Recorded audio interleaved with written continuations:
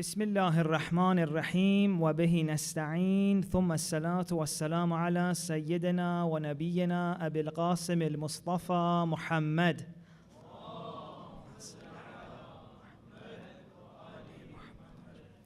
وعلى آله الطيبين الطاهرين. Dear sisters and brothers, Assalamu alaikum. Alhamdulillah, again I have the opportunity to be able to continue our discussion with you. We started something yesterday. We prayed, if you remember, for one of the lovely people who had attended. And then I got a few messages afterwards on Instagram of a few people who were like, please remember us as well. And we have to show everyone, or whether the ones who messaged me, or even the ones who have a problem and they didn't message, but let's just for 1 second bring our heart and pray for everyone who's going through any difficulty. It could be even some people sitting here. I mean, all of us in one way or the other, we are going through some challenges. So for them at home who are watching and for everyone here who is going through a difficulty, let's join me in reciting the salawat. Allahumma salli ala Muhammad wa ali Muhammad wa ajil farajahum. Inshallah, my goal is one day, no one feels that they have to go through their difficulties alone. And I think an ideal community is one in which everyone feels supported, everyone feels that others care about them. Okay, please recite another salawat and then we'll start, inshallah.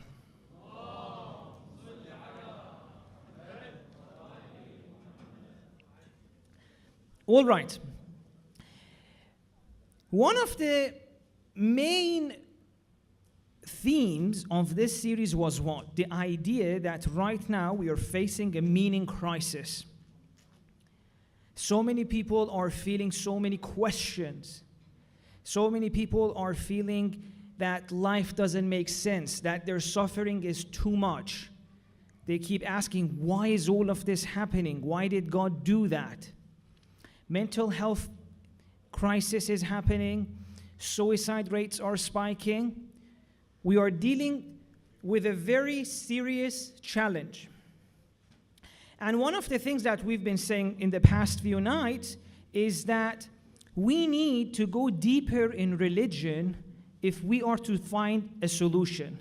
Propositional knowledge, a kind of knowledge which is superficial, surface level, it's not going to cut it. And it's very interesting, actually, that I was looking at Ziyarat Arba'een today, and I came across this famous line in Ziyarat Arba'een, which probably many of you are familiar with. وَبَذَلَ مُهْجَتَهُ فِيكَ لِيَسْتَنْقِذَ عِبَادَكَ مِنَ الْجَهَالَةِ وَحَيْرَةِ الضَّلَالَةِ. In Ziyarat Arba'een, we're talking to God, and we're telling God what? Imam Hussein gave his life in God's way. Why? لِيَسْتَنْقِذَ عِبَادَكَ مِنَ الْجَهَالَةِ. To save the people, to save God's people from ignorance, from lack of knowledge. But the beauty of this line is that it immediately explains this is not a propositional knowledge that they didn't have. It's not like what Imam Hussein wanted to give them was a few sentences. The jahala, the ignorance, the lack of knowledge that Imam Hussein wanted to save people from was a deeper kind of knowledge. How do we know that? What comes next? وَحَيْرَةِ الضَّلَالَةِ.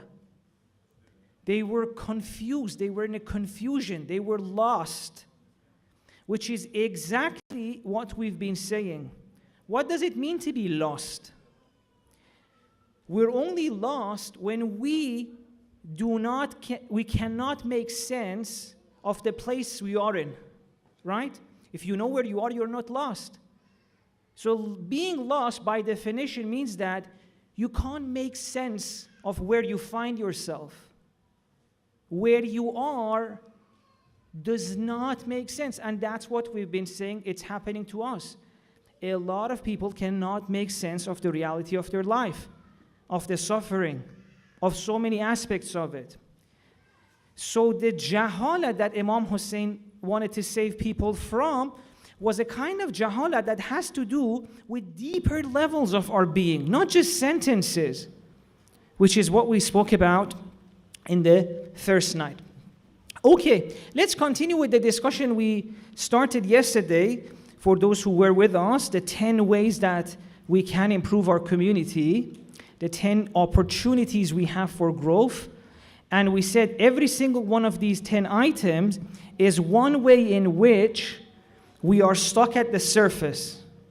We have a shallow understanding, but as difficult as that is, that gives us an opportunity to do more work there and have a better relationship with our religion.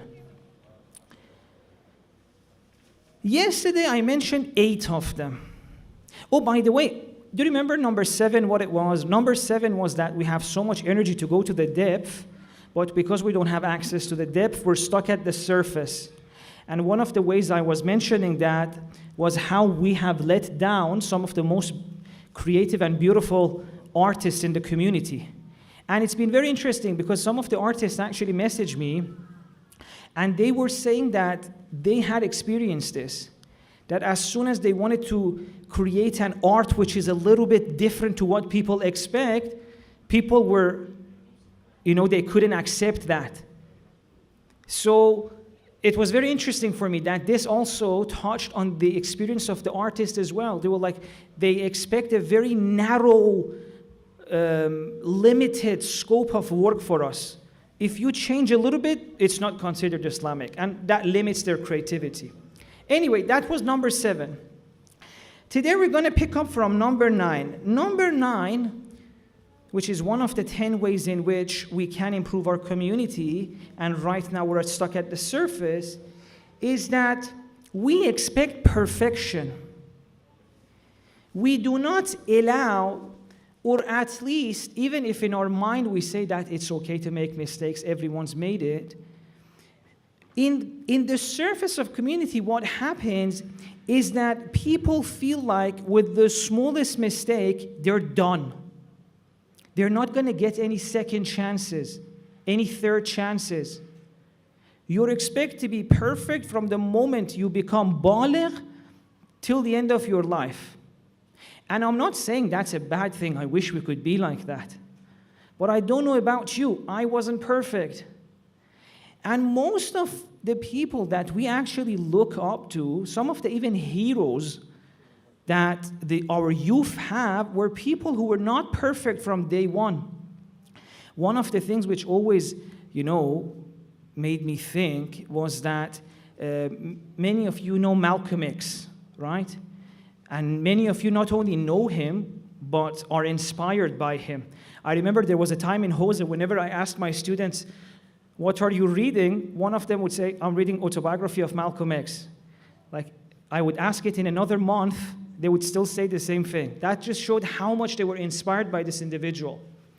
But what's interesting is that if you actually read the Autobiography of Malcolm X, the first few chapters, he makes loads of mistakes. And those mistakes are in a way that I cannot even share some of them in the minbar. And I keep thinking with myself, if Malcolm X was alive right now and he was a member of our community, after he had made those mistakes, would we ever give him a second chance to become the person he became? Or maybe in the first chapters, after some of his mistakes, we had considered him a finished case, a person who no longer we have any expectations of. Done. That's it. You're burnt. It seems to me that we wouldn't have given him that second chance. But luckily, he wasn't with us. He was at a place where he was given second chances, third chances, and he became a person that's the source of inspiration and transformation for so many youths around the world. So, one of the things I think one of the ways in which we need to change is to understand this. As much as we wish our children wouldn't make mistakes, they may make them. They may make terrible mistakes. And to be honest with you, even some of the adults, we've made them as well when we were younger. Unfortunately, although we forget them, sometimes when we become parents, we become so judgmental of our children's behavior, which were exactly what we were doing when we were their age. And please don't get me wrong. I'm not saying that I'm happy that the children are making mistakes. I wish they didn't. Believe me, no one wished they didn't make mistakes more than those children themselves. But I'm saying sometimes that's what happens. Imagine, for example, I'm getting a lot of messages like this, that two people are meeting each other in the community. They feel like their personalities match. They can start a good family. Their interest, their purpose, everything is a good match. Once they want to get to know themselves a little bit better, and this, by the way, I've heard this a few times. One of them opens up to the other one. By the way, I need to be honest with you. In my past, I've made a mistake. I'm not happy about it. But I want to be honest with you so that there's no secret in my past. And when I think about this, I'm thinking, wow, a beautiful person made a mistake, but now is not happy about it. Not just he's not happy about it, she's trying to find a way to make sure she doesn't make more mistakes. And she's trying to start a healthy relationship. And she's so honest and beautiful that she's even sharing that. But I've seen so many times people on the other side, when they hear that, even though they've made the same mistakes, they can't accept that from the other part.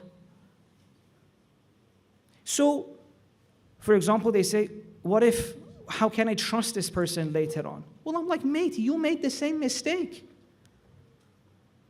You're not different to that person. In many cases, they tell me themselves that I made the same mistake. Well, how come it's different for her? And why can't you trust her? In fact, you can trust her more than anyone else because she came up front and told you. And what else do you expect of her? She's trying to change. What else can she do? Right? And so this idea that we can reach till the end of our life without making mistakes, unfortunately for a lot of us is not true. I wish it was, by the way. I'm saying for 1,000 times. And we need to make sure we do everything so that people make less mistakes. Because no one suffers more than the person who makes the mistake themselves. And I'm seeing that very clearly. The amount of people who message me and they say, you know what, Sheikh, I've made a mistake.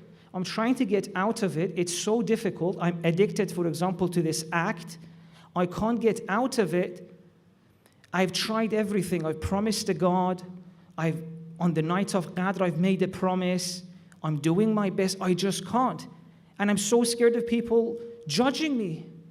And some of them, they say, I've kept this secret which is eating me from inside for so many years, and I couldn't even share it with anyone to ask for help. Because if I tell people that I'm dealing with this, they're not going to look at me again. And unfortunately, in a lot of cases, that's true.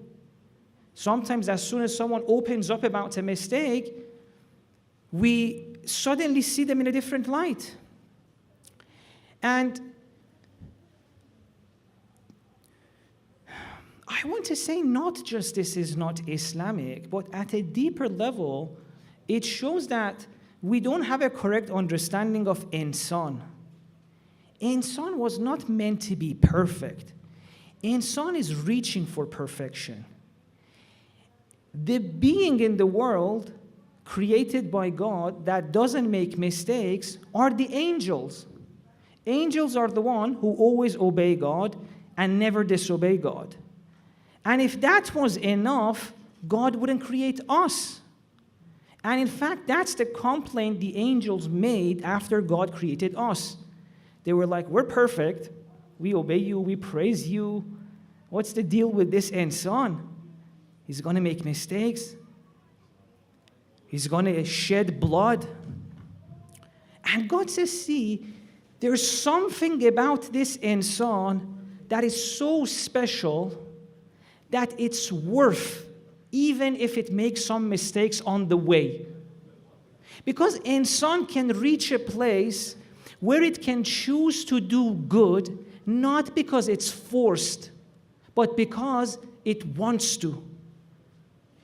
And that's the beauty of it. An angel does good, there's no other way.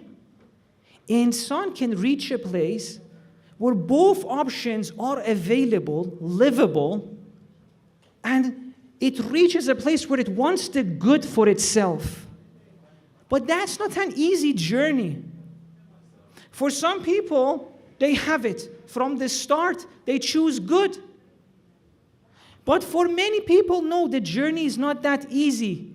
They have to go and experience how bad is, to hate it and realize that good is what they want.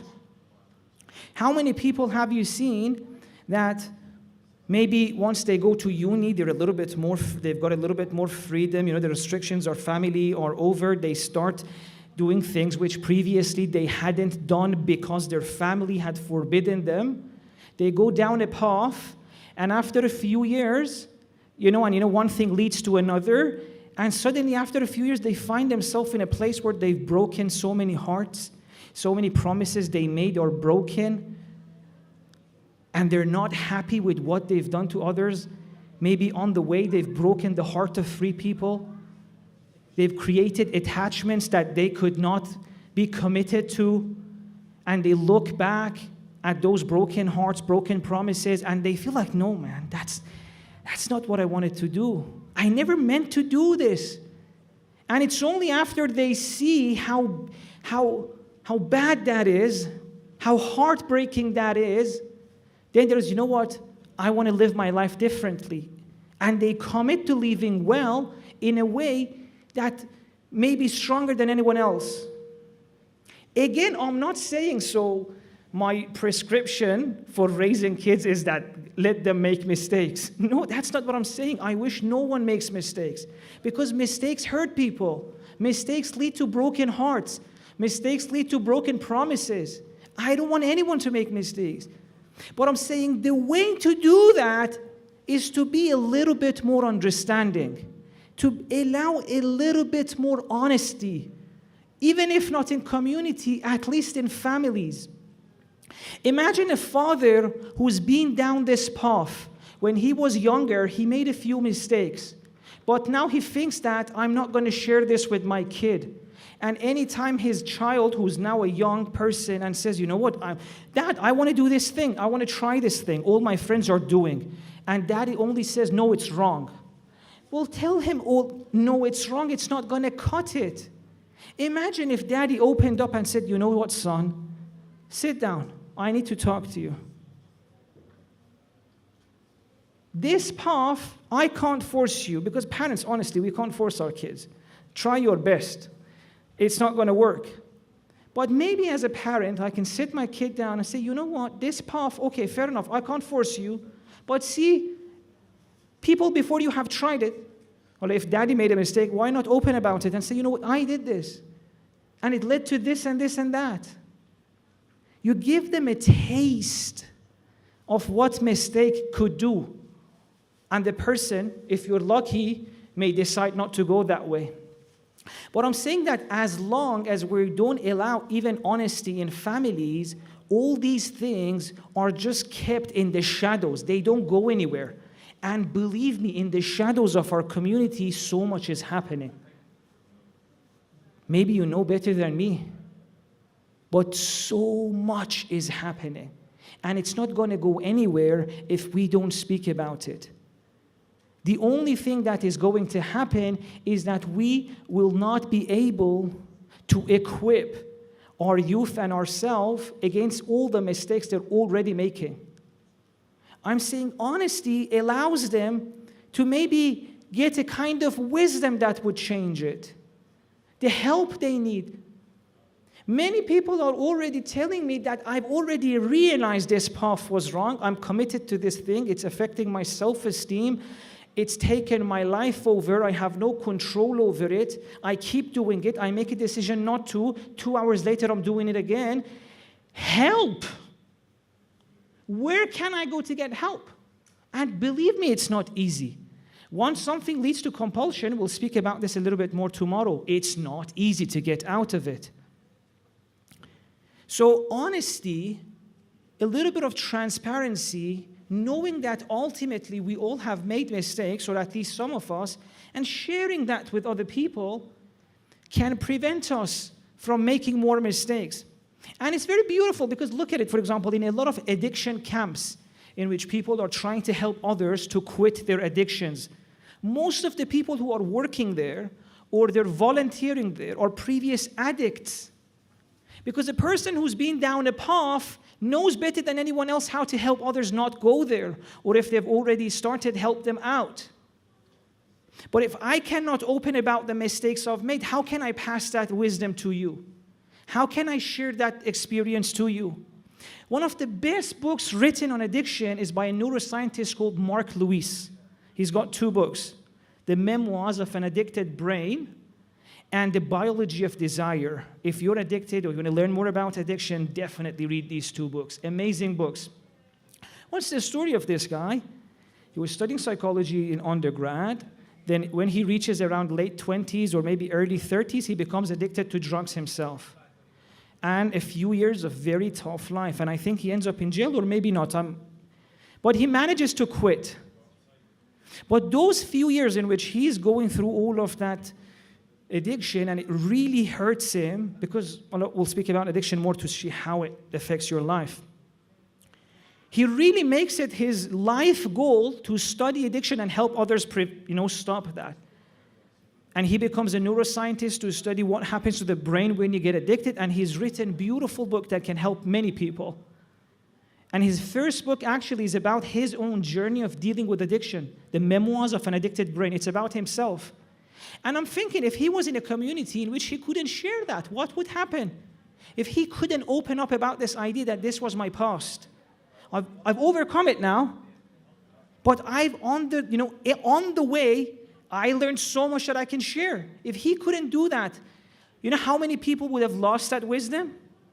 And I'm not saying now from tomorrow, let's everyone start saying, oh, this is my past. No, obviously I'm not saying that. No, I'm just saying at least maybe in small doses, at least in families, maybe allowing our children to speak to us a little bit without fearing that if they open up to us about what they're doing, they're going to lose our love. Because see, this is something that I've said so many times. Imam Ali says in one of the munajats that as soon as a person admits, I'm making a mistake, and they're not happy about it, that's it. They've done most of the way to accept. So if as a parent, your child comes to you and says, Mom, Dad, I made this mistake. At that moment, don't think that, oh my God, look at this child I have. Terrible child. Oh, what? At that moment, what I want you to think about is what a beautiful child I have, that after he or she made a mistake, now she's coming to me, admitting and wants it to change. Depriving your child of your love, not helping them or judging them is not going to help them in changing that mistake. I've spoken about this before. The strongest thing you have, the strongest tool you have to help your children, if they've already made a mistake, to quit or to stop, is to show them you accept them, you love them, and you're there for them now that they want to change. But allow them to come to you. If your child or my child thinks that if I open up to mommy or daddy, what I'm going to be facing is judgment, is attack, the cost of opening up becomes much higher. And so the mistake will continue in shadow. Even if they want it to stop, they can't get the tools they need, the resources they need. Because sometimes you need the support of your family to stop something. Sometimes you need an adult to help you how to deal with a situation. Maybe other people are involved. So, and the interesting thing is we're in the month of Muharram as well, in which we are one of the characters that we so much love, Hurr ibn Riyahi, is a person who till the last moments of his life, he was making mistakes, serious mistakes. He was the one who stopped the caravan of Imam Hussein alayhi salam. He's the one who, if it wasn't for him, maybe all of this wouldn't happen. Maybe Imam Hussein and his family wouldn't have been killed that way. He stopped them. Imam Hussein said, okay, let us go to somewhere else. You don't want us to go to Kufa, we'll go somewhere else. No, stay here. He did all of that. Imagine what kind of serious mistake is that.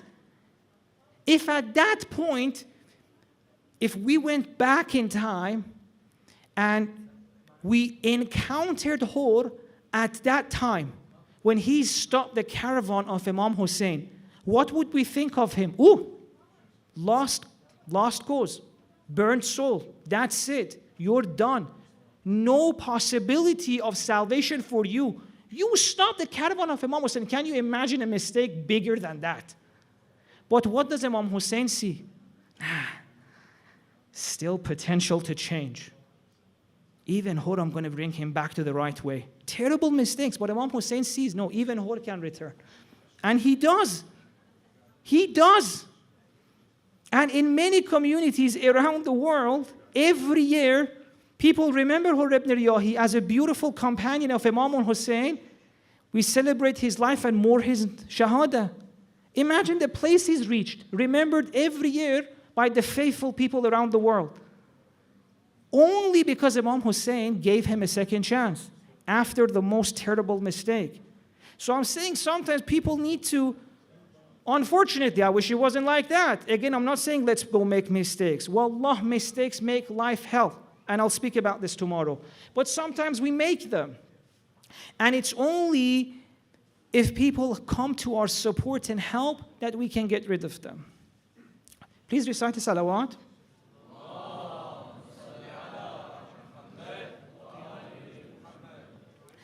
Is it okay if we please stand up with another salawat and come a little bit forward so that other people can come and sit? I apologize. Please recite salawat and...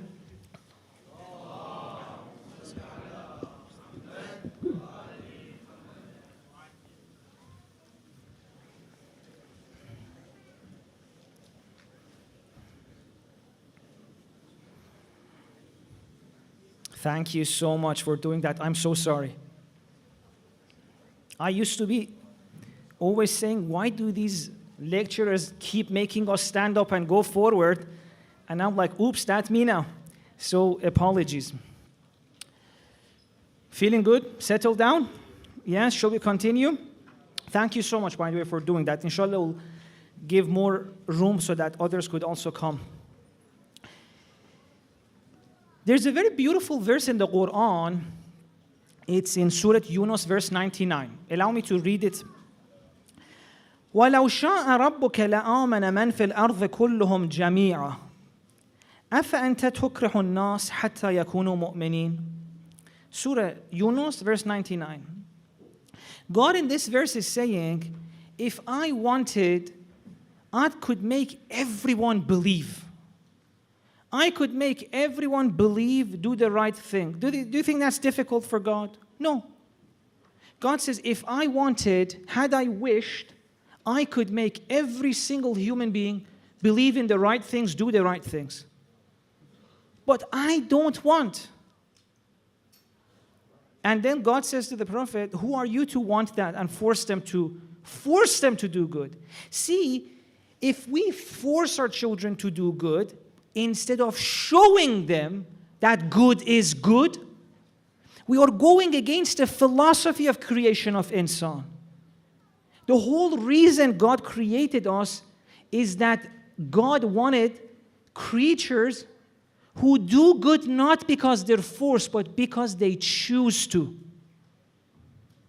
As long as I'm forced to do good, I'm not an Insan. I become Insan only when I see and choose good for myself. And so when we are in a position to train the next generation of people in our community, or as a parent, when we want to train our kids, we don't want kids who are forced to do good. We want kids who choose to do good. Okay. Let's go to the last point, number 10, second point for tonight, but with the 8 that we discussed yesterday, it's going to be the last one. What is the last way in which our community, and this is not just our community, many religious communities, are stuck at the surface of religion and they have opportunity to go deeper. This is it. Insan is missing in our version of an ideal religious society. What do I mean by that? See, imagine if you're a head of a religious school or head of a community, and you want to think, okay, what kind of community would be the ideal community? What are some of the things you would come up with? Unfortunately, in many places, the ideal we have has nothing to do with Insan. What is it? Okay, I want in this school for Quran to be recited. There has to be namaz jama'at, okay? Congregational prayer, Quran to be recited, people should fast, and they should wear hijab, right? Everything is about certain actions. That's ideal. Imagine if someone told you you can send your child to a school in which they recite Quran in the morning. When the Salat al-Zuhr time comes, they all gather, they pray, everyone wears hijab.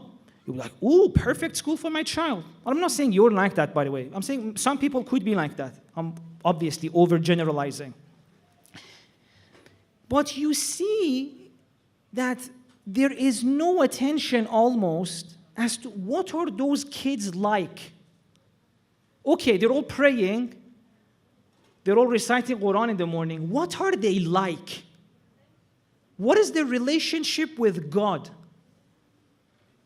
Do they bully each other? When someone is hurt, do others know how to show support? Does she know how to heal that hurt and forgive? Is she a kind of person that hurts others or not? Is she able to enjoy life? The inner qualities of a human being, none of that is present in our idea of what a religious school or religious community should be like. Again, I'm obviously overgeneralizing. So maybe some places that's the case. And again, I'm not saying prayer in the school is bad or Quran in the school is bad. When did I say that? No, it's beautiful. But I am saying, what is the first priority? What is the second priority? Is it good to make sure that in this school, for example, by this I mean imaginary school.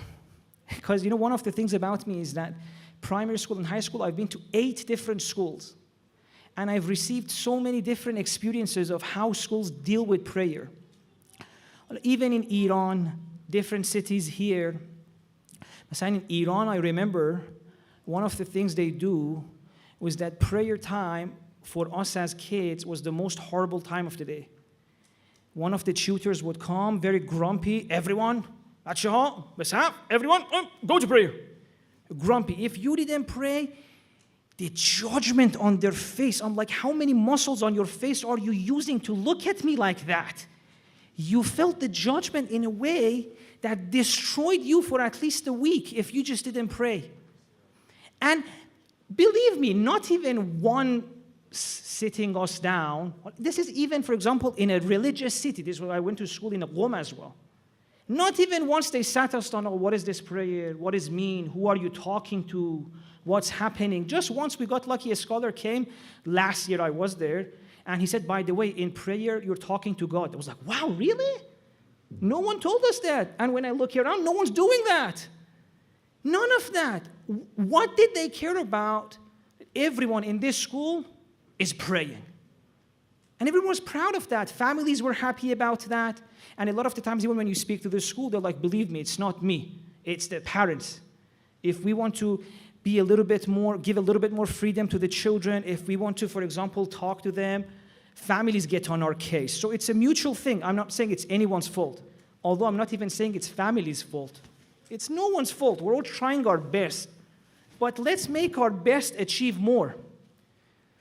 How many people can say that their experience they had of praying, for example, in a place of education, or in Sunday school it was, or another place, was an experience in which made them fall in love with God? That's the question. We don't want just appearances. We want them. But we want those appearances in the service of the highest priorities, which is what kind of insan are you? We are not at the business of creating acts. We're at the business of creating beautiful individuals, insans. Yesterday, if you remember, I promised you that after we spoke about all the things we do, we will go back and see what is Imam Ali saying about an ideal community, ideal insan. Does, for example, Imam Ali say, okay, I want the ideal person with piety to be the one who prays all the time, recites Quran all the time? What's the priority? Not that those are bad things, those are beautiful things. Imam Ali alayhi salam, in Khutbah Muttaqeen, which is as we said yesterday, the sermon in which Imam Ali is describing the pious people to Hammam. Please pay attention, this is crucial. عظم الخالق في أنفسهم فصغر ما دونه في أعينهم. First quality Imam Ali mentions, although first quality in my list, I brought some of it for you because the khutbah is a little bit longer.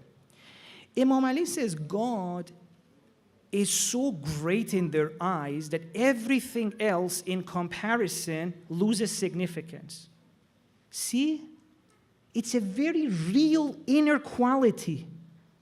He says, as a result of their religiosity of praying Quran, whatever, they've reached a place where they have encountered God's greatness in such a real way that everything else has lost its significance. Imagine if we can give this to our child. Instead of at every point of their life telling them, pay attention a little bit to your religion. Do you want to, pray a little bit more? God is important. No, I want to study. No, I want to have fun. No, I want to do this. No, I want to do that. What does that mean? God is not great in their heart. Imam Ali says, give this to them. Make God great in their heart. Naturally, everything else becomes secondary in their eyes. After that, they don't need you anymore. They don't need you to every step of the way tell them, be careful, don't do this too much. Be careful with that. No, everything else has lost its significance for them. Allahu Akbar not as a sentence. Allahu Akbar as a reality.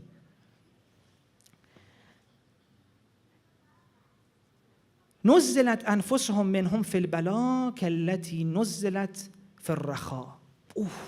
Imam Ali, what are you saying? Imam says they reach a place in which their heart, in both difficulty and easy times, joyful times, is in the same situation, same state. Whether life is easy or life is difficult, their inner state is the same. Their heart is at peace. Imam Ali says, this is what I want you to give to your children. This is what I want you to achieve for yourself. And of course, prayer, salat, Quran, all of these will help. We'll talk later on how they can help. Actually, one of the ways in which they can help is if we realize they are a goal to achieve these things. They are not the ultimate goal themselves. God says, أَقِمِ الصَّلَاةَ لِذِكْرِي. Pray so that you can remember me. And أَلَا بِذِكْرِ اللَّهِ تَطْمَئِنُّ الْقُلُوبُ. You pray not because prayer is the ultimate goal. أَقِمِ الصَّلَاةَ لِذِكْرِي. Pray so that you can remember me. What happens when you remember me? أَلَا بِذِكْرِ اللَّهِ تَطْمَئِنُّ الْقُلُوبُ. Your heart is at peace. And you remember God. And you can see how Imam Ali is giving a tafsir of Quran for us. Because he says, أَظُمَ الْخَالِقُ فِي أَنفُسِهِمْ. They have felt God's greatness. They've remembered God in the most real of ways. And بِذِكْرِ اللَّهِ تَطْمَئِنُّ الْقُلُوبُ. Their heart has found such peace that whether they're facing difficulty or ease, they have the same inner peace. شُرُورُهُمْ مَأْمُونَةٌ. Imam Ali says these muttaqeen, pious people, ba taqwa, is a kind of person that shururuhum ma'muna. People are safe from their harm. And this kind of person, everyone knows, This person cannot harm us. This person will never break my heart, will never break his promises, will never say anything that would offend me, would never say, would never use my insecurities against me, would never hurt my family in front of me. In all the ways in which we harm each other. Imam Ali says they're not like that. And imagine if we have a family of 4 people in which they just work on this thing. شُرُورُهُمْ مَأْمُونَةٌ. Children know daddy's not going to harm me. Partners know my partner's not going to harm me. Parents know my children's not going to hurt me. Wouldn't that be heaven? Well, Imam Ali is saying that's taqwa. That's what Islam is. That's the depth of Islam. يَعْفُو عَمَّنْ ظَلَمَهُ. It's not just that he won't hurt anyone or she won't hurt anyone. No, they go higher. They reach to a place that even when someone hurts them, they forgive. And we spoke in Ramadan that forgiveness, you cannot fake it. You cannot force it. Forgiveness is a procedural knowledge. You have to learn how to let go. You have to learn how to heal. We'll speak about this later on. So this person, شُرُورُهُمْ مَأْمُونَةٌ يَعْفُو عَمَّنْ ظَلَمَهُ وَيُعْتِي مَنْ حَرَمَهُ. Even if someone deprives them, doesn't give to them, they will give to them. Even if, for example, my partner is not giving love to me, I still give love. If my child is disrespecting me, I still respect. If a brother, if a friend, if a person in community, if someone at work is not respecting me, I will still respect them. وَيَصِلُ مَنْ قَطَعَهُ. If they stop messaging me, if they stop talking to me, if they stop the relationship with me, I won't do that unless it annoys them.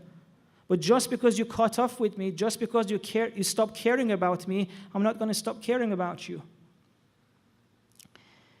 بَعِيدًا فُحْشُهُ لَيِّنًا قَوْلُهُ. Swear words, harsh words, words that hurt are so far from them. Their speech is soft. Ayatollah Fatimiyya was once saying a beautiful point. He said sometimes we even want to do good things, but the way we say good things, it's not soft enough. And it's been really on my mind. I haven't managed to get there, but I'm thinking about it. So for example, sometimes we want to do mujamala ta'aruf. مثلا you want to do something for your mom. So I say, Mom, I'll do your shopping and bring it for you. And your mom's like, no, you don't need to. Or sometimes we become so forceful. I'll do it again. Stop it. I'll do your shopping and bring it. We're doing something so good, but the way we say it is not that soft. Right? Imam Ali says not only they do good, but their language is soft. Mom, let me do it. You've done so much for me. Qurbunet beram. Sometimes even when we want to do good, we could be much softer. So Imam Ali says this is what they are. Layyinan qawlu. What else? I'm going to read 2 more lines for you. And the rest of those 2 lines, we're going to speak about them for a week. Believe me, I'm not joking, no exaggeration. We're going to take those 2 lines and spend the rest of the week with them. So please, if you're here tonight, make sure you continue the rest of these sessions. Even if you can't come here, at home, make yourself some karak chai, watch on YouTube, right? We are going to try and see what does these 2 lines of Imam Ali mean, and why is it that all these years we never thought about them? أرادتهم الدنيا فلم يريدوها وأسرتهم ففدوا أنفسهم منها. I'll just mention the translation, but the meaning of it we'll speak about later. Imam says the world wants them, but they didn't want the world. Not the world, sorry, dunya. I'll speak about the distinction between dunya and world as well. World is not dunya, 2 different things. Imam says dunya wanted them. Dunya wanted to, captivate them, arrest them, but they broke free. They escaped the bondage of dunya. And we speak about how important this is. Inshallah, we'll start that discussion from tomorrow. Tonight, we're going to start and we've already started a little bit of the depth, but tomorrow is when our real stuff starts. The last line. فَهُمْ وَالْجَنَّةِ كَمَنْ قَدْ رَآهَا فَهُمْ فِيهَا مُنَعَّمُونَ. Imam Ali says these muttaqeen, these pious people, they're in such way as if they are already in heaven. And they are already benefiting from the ni'mats of heaven right now. Isn't that crazy? Imam Ali is saying they have reached a level where it's as if they can see heaven right now. Right now. And so inshallah we'll start a discussion tomorrow to show you this, that akhirah is not something that happens at a later time. Because a lot of us, that's what we think. We are right now in dunya, and then at some point we die, dunya finishes, akhirah starts. Although we're going to speak about this idea that no, akhirah doesn't start at some point in future. Akhirah exists already. We're going to talk about what that means. What is dunya? What is akhirah? What is hubbud dunya? What does this verse mean, for example, that in the Quran, God says, follow the Prophet, and as a result of that, you will become alive. Aren't we already alive? What is Quran on about? We talk about this verse, for example, that those who follow the Prophet, يَضَعُ عَنْهُمْ إِسْرَهُمْ وَالْأَغْلَالَ الَّتِي كَانَتْ عَلَيْهِمْ. They will be relieved of their burden, and the shackles that were upon them, they would be freed from that. What kind of shackles are we in right now? Do you feel any shackles? Do you feel in bondage right now? What is Quran talking about? What does it mean that Prophet is going to set us free from the bondage we're in right now? What does it mean that the Prophet is going to make us alive? What does Imam Ali mean when he says Jannah is already here? There are some people who see it. Not just they see it, فِيهَا مُنَعَّمُونَ. They're already enjoying its blessings. And as we speak about all of that, we will also understand what did Imam Hussein wrote in that letter to Muhammad Hanafi. Imam Hussein has a line which is so magnificent, so amazing. It says, كَأَنَّ الدُّنْيَا لَمْ تَكُنْ وَالْآخِرَ لَمْ تَزَلْ. It's as if dunya never existed and akhirah was always there. What does that mean? It is such a deep and profound sentence, and tomorrow we're going to explore that. So let me just give you an overview of what to expect from tomorrow.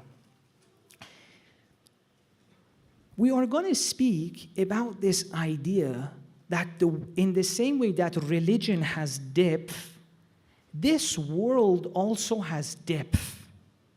In the same way that we have been discussing about going from the surface of religion to its depth, in this world as well, we can go from its surface to the depth. Right now, right here in this life. We don't need to die for this.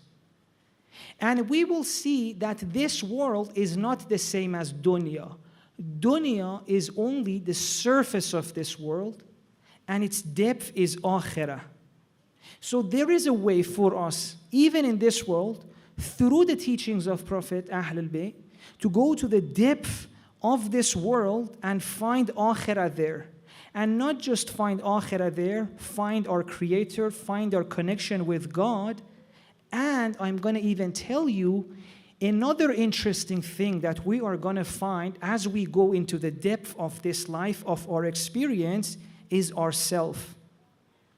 And I'm going to be trying to show you that in the same way that we are stuck at the surface of religion, we are stuck at the surface of this world. In this world, the reason it doesn't make sense, the reason it's so painful, the reason it's just so annoying, is that we are trapped and stuck at its surface. It's possible to go deeper, and I'm going to show you as we do that, we realize that we didn't even know ourselves. We don't know how amazing, how special we are.